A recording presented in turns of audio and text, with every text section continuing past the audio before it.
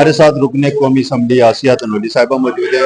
Madam ये बताएं कि पीटीआई ने जिस तरह सदारती खिताब पे एहतजाज किया है, तो आप लोगों के लिए मेरा ख्याल है पार्लियामेंट चलनी मुश्किल ही हो रही है पीटीआई का जो मूड बता रहा है। 2013 से लेके अब तक 2024 आ गया, ये एहतजाज की जो रविश इनकी है वो कायम ही है।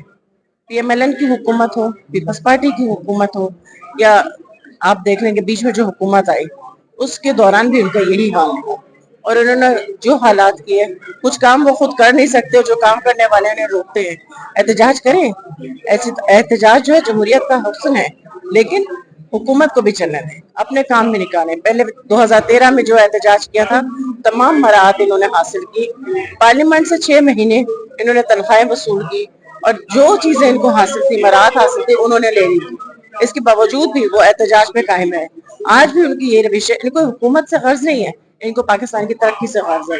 और ये तरक्की करने देना ही नहीं चाहते पाकिस्तान की, और ये नहीं चाहते कि पाकिस्तान तरक्की करे, पाकिस्तान एक जगह पे चले और जमहूरियत का हुस्न बरकरार रहे। जमहूरियत के हुस्न तो बरकरार रहे, लेकिन एक तरफ अवाम की दुर्गत जो निकाली जा रही है, बिजली की कीमतें में इजाफा हो चुका है, गैस की, पेट्रोलियम मसनूआत की कीमतें हर 15 दिन बाद बढ़ रही हैं, तो ये अवाम क्या करेगी सर? नहीं, आप ये भी तो देखें ना कि ये कहाँ से शुरू हुआ है सिलसिला।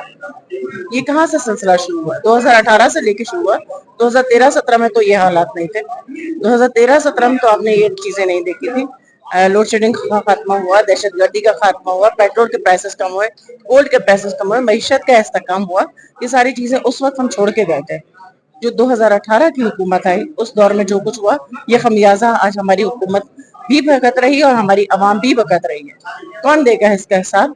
ये देंगे इसका हिसाब जो आज से पार्लियामेंट को चलने नहीं दे रहे।